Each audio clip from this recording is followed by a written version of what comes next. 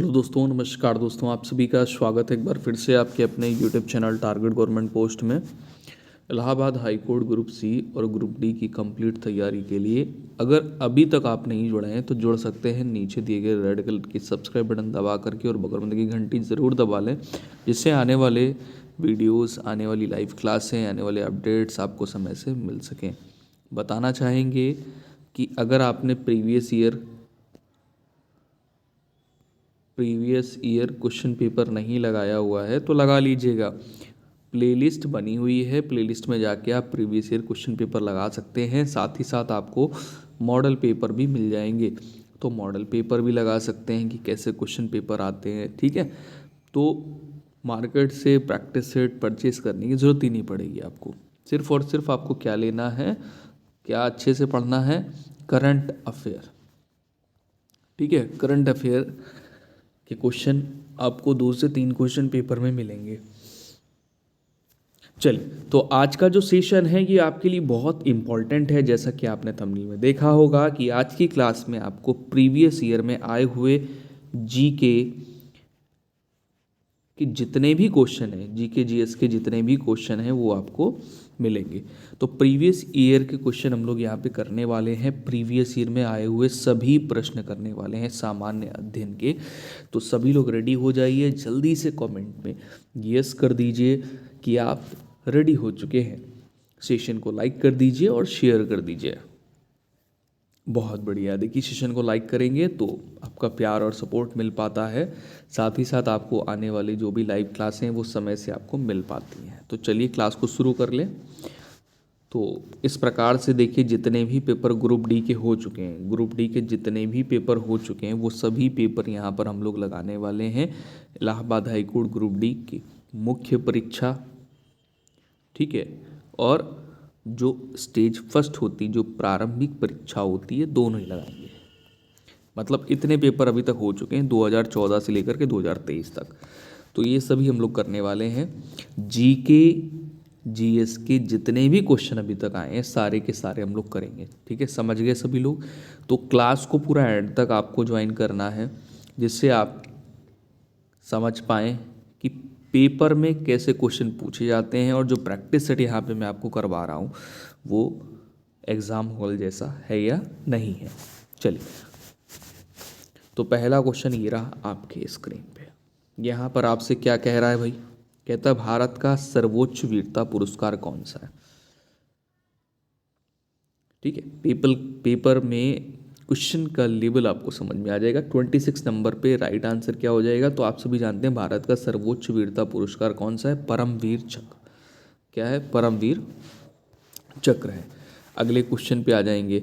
अच्छा, इसके बारे में अगर आपको जानकारी लेनी है तो मैंने यहाँ पे दे रखा, वीडियो को पॉज करके आप अच्छे से समझ सकते हैं। जैसे परमवीर चक्र भारत का सर्वोच्च सैन्य पुरस्कार है, अलंकरण है, जो उच्च कोटि की शूरवीरता और त्याग के लिए प्रदान किया जाता है। इस पुरस्कार की स्थापना 26 जनवरी 1950 को की गई थी। इसे देश के सर्वोच्च सम्मान भारत रत्न के बाद सबसे प्रतिष्ठित पुरस्कार माना जाता है। ठीक है, चलिए अगले क्वेश्चन पे आ जाएंगे। अगला क्वेश्चन ये रहा आपके स्क्रीन पे, 27 नंबर है। 27 में आपसे कह रहा है डिस्कवरी ऑफ इंडिया, भारत की खोज नामक पुस्तक के रचयिता कौन है? किसने लिखी है? 27 पे राइट आंसर यहाँ पर क्या करेंगे, फटाफट से करते हुए चलेंगे, जवाहरलाल नेहरू इसका करेक्ट आंसर हो जाएगा। नेक्स्ट क्वेश्चन पे आ जाएंगे। अगला क्वेश्चन ये रहा 28 नंबर आपके स्क्रीन पे है। यहाँ पर आपसे कह रहा है बताइए वह एथलीट जिसने राष्ट्रमंडल खेल 2014 में स्वर्ण पदक जीता। तो ये प्रीवियस ईयर का पेपर कर रहे हैं हम लोग, तो उस टाइम का ये करंट का क्वेश्चन। ठीक है, तो हालांकि इसकी ये क्वेश्चन आपके लिए इम्पोर्टेंट नहीं है, लेकिन आपको आइडिया मिल जाएगा कि करंट के क्वेश्चन कितने रहते हैं पेपर में। 28 पे right answer option number A हो जाएगा, विकास शिवेगौड़ा। नेक्स्ट क्वेश्चन पे आ जाएंगे। अगला क्वेश्चन ये रहा आपके स्क्रीन पे, 29 नंबर है। यहाँ पर आपसे कह रहा है कि क्रिकेट में प्रत्येक स्टंप की लंबाई कितनी होती है? चलो फटाफट से करेंगे। इम्पॉर्टेंट क्वेश्चन आपका, क्रिकेट में प्रत्येक स्टंप की लंबाई कितनी होती है? तो 28 इंच होती है, ध्यान रखेंगे 28 इंच होती है, या कह सकते हैं 72 सेंटीमीटर होती है। ठीक है, ओके। चलो नेक्स्ट क्वेश्चन की तरफ आएंगे। अगला क्वेश्चन ये रहा आपके स्क्रीन पे। 30 नंबर क्वेश्चन में आपसे कह रहा है कि सर्वप्रथम किस शहर में एशियन खेल आयोजित हुए? सर्वप्रथम किस शहर में एशियन खेल आयोजित हुए? तो नई दिल्ली में। ठीक है, नई दिल्ली में 1951 में एशियाई खेल नई दिल्ली शहर में आयोजित हुए। यहाँ पे दिया भी गया है डेट के साथ में। सर्वप्रथम 4 मार्च 1951 ईस्वी में एशियाई खेल नई दिल्ली शहर में आयोजित किया गया था। ठीक है, चलिए, और अब यहाँ पर देखिए करंट की अपडेट भी दी है। 20वें एशियाई खेल 2027 में जापान में आयोजित किया जाएगा। चलो अगले क्वेश्चन पे आ जाइए। अगला क्वेश्चन ये रहा 31 नंबर है। लोकसभा के नव निर्वाचित उपाध्यक्ष एम थम्भी दुरी, यही दिया है, एक सेकेंड इसको दुराई।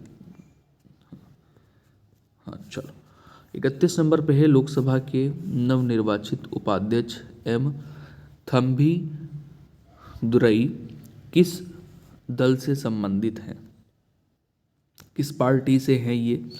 तो ये हैं DMK। किस पार्टी से हैं?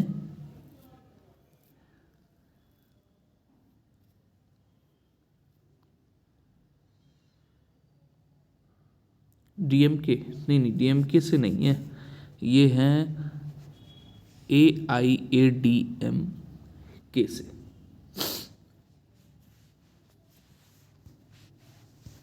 चलिए अगले क्वेश्चन पे आएंगे। अगला क्वेश्चन ये रहा आपके स्क्रीन पे। तेलंगाना राज्य के निर्माण के बाद भारत में राज्यों की कुल संख्या। क्वेश्चन के हिसाब से आपको आंसर देना है।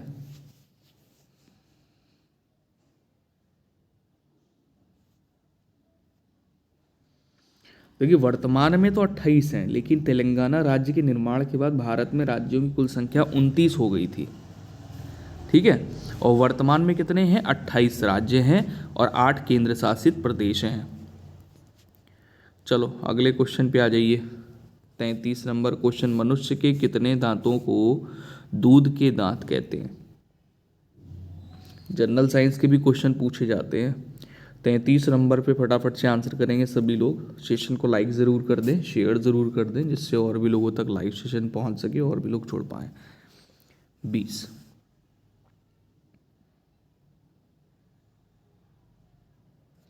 चलिए नेक्स्ट क्वेश्चन पे आ जाएंगे।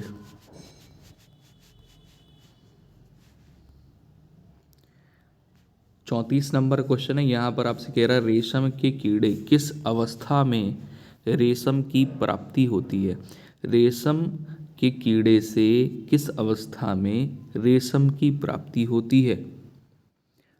करेक्ट आंसर हो जाएगा कोकून। क्या हो जाएगा? कोकून। मैच करते हुए चलेंगे और अपना आंसर कमेंट में करते हुए चलेंगे। भले ही गलत आंसर करना है, लेकिन करना है, आंसर सबको देने हैं।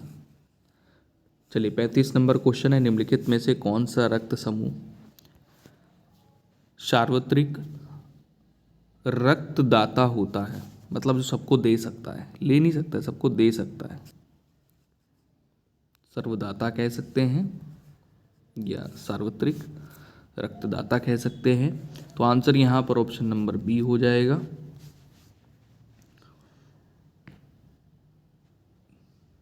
ठीक है, चलिए अगले क्वेश्चन पे चलेंगे।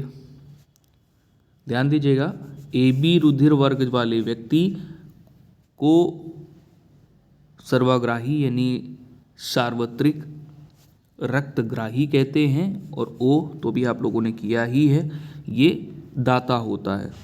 चलिए अगले क्वेश्चन में आ जाएंगे। 36 नंबर क्वेश्चन है, यहाँ पर आपसे कह रहा है एटीएम का अर्थ क्या है, एटीएम का फुल फॉर्म क्या है 36 नंबर पे। तो ऑटोमेटेड टेलर मशीन क्या है, ऑटोमेटेड टेलर मशीन, ध्यान रखेंगे। ऑप्शन नंबर यहाँ पर मैच करेंगे, डी सही है आपका। नेक्स्ट क्वेश्चन पे आ जाइए। अगला क्वेश्चन ये रहा आपके स्क्रीन पे, 37 नंबर है। कुनैन की दवा प्राप्त होती है किससे, कुनैन की जो दवा है ये किससे प्राप्त होती है, कुनैन की दवा किससे प्राप्त होती है, सिनकोना के पेड़ से। कुनैन की दवा किससे प्राप्त होती है, सिनकोना के पेड़ से।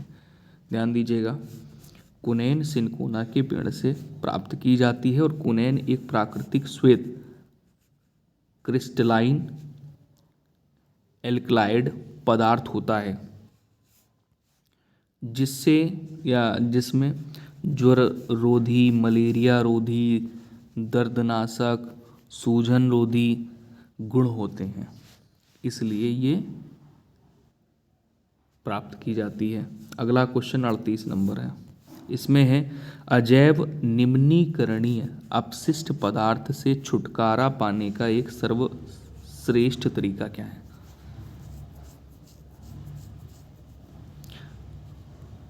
पुनर्चक्रण। नेक्स्ट अगले क्वेश्चन पे आ जाएंगे। 39 नंबर क्वेश्चन आपके स्क्रीन पे है। इसमें कह रहा है राज्य सरकार का आधिकारिक विधिक सलाहकार होता है। 39 पे करेक्ट आंसर क्या करेंगे, राज्य सरकार का आधिकारिक विधिक सलाहकार कौन होता है, सभी को आंसर करना है।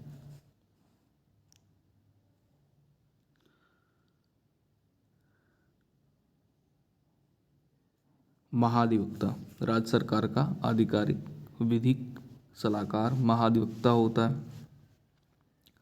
अभी जो महाधिवक्ता है इसकी नियुक्ति राज्यपाल द्वारा की जाती है, और ये महाधिवक्ता राज्य सरकार का मुख्य कानूनी सलाहकार होता है।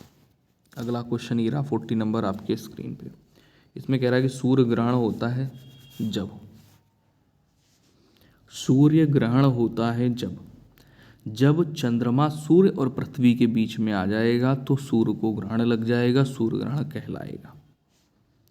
तो ऑप्शन नंबर यहाँ पे क्या होगा बेटा, डी बिल्कुल करेक्ट आंसर हो जाएगा। नेक्स्ट क्वेश्चन पे आ जाइए। अगला क्वेश्चन ये रहा, ठीक है, 41 नंबर क्वेश्चन है। इसमें कह रहा है कि सूर्य से आने वाली पराबैंगनी किरणें उत्पन्न करती हैं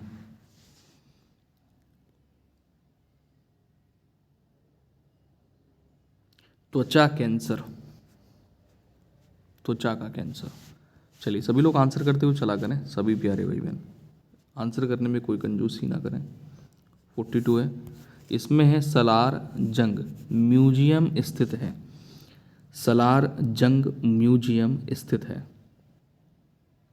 हैदराबाद में। कहाँ पर है ये सलार जंग म्यूजियम, कहाँ पर है, हैदराबाद में।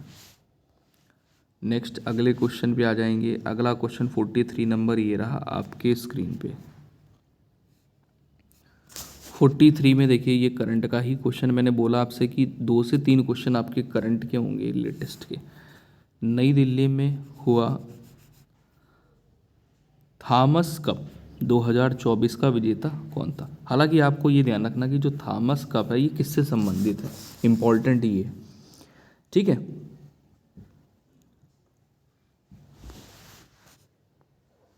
तो ये बैडमिंटन से संबंधित है,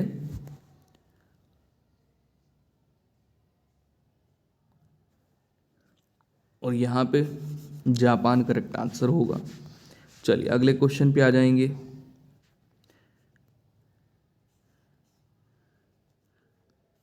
देखिए लेटेस्ट का भी ध्यान रखिए।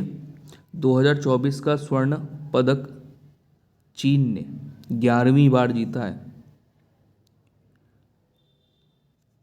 थॉमस कप 2024 का स्वर्ण पदक चीन ने जीता हुआ है।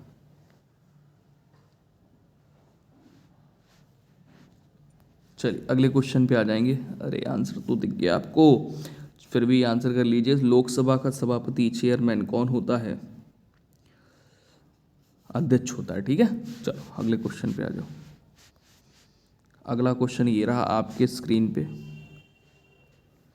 चलिए इस यहाँ पर कह रहा है कि संसद में शून्यकाल होता है। संसद में शून्यकाल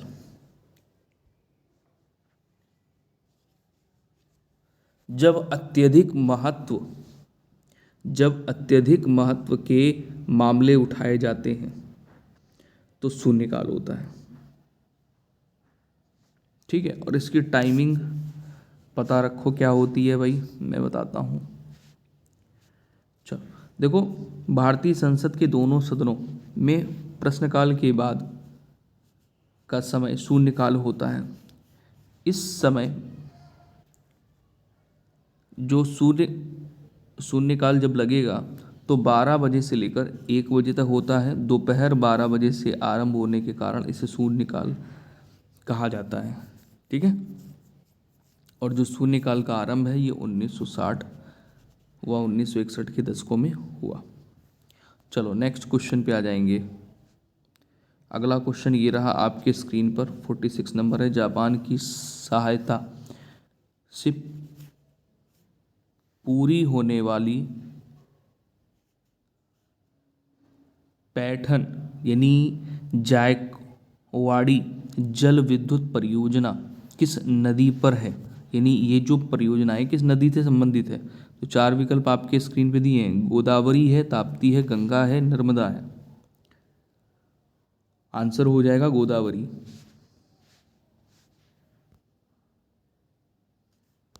अगला क्वेश्चन ये रहा आपके स्क्रीन पे, 47 नंबर है। कह रहा ओटावा किस देश की राजधानी है? ओटावा किस देश की राजधानी है? फटाफट से कमेंट करके बताएंगे। कनाडा। ओटावा कनाडा देश की राजधानी है।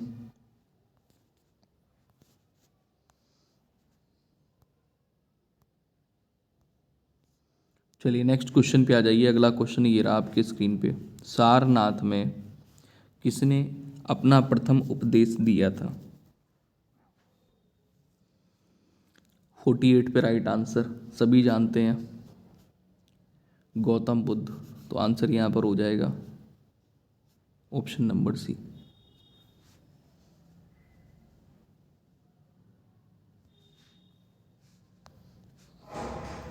नेक्स्ट अगले क्वेश्चन पे आ जाइए, 49 नंबर क्वेश्चन में। इसमें कह रहा है अकबर के शासनकाल में राजस्व व्यवस्था की देखभाल करते थे कौन? टोडरमल। अकबर के शासनकाल में राजस्व व्यवस्था की देखभाल टोडरमल करते थे।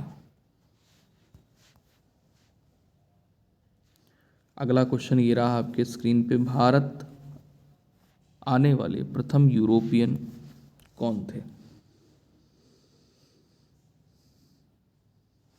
भारत आने वाले प्रथम यूरोपियन कौन थे? तो पुर्तगाली थे।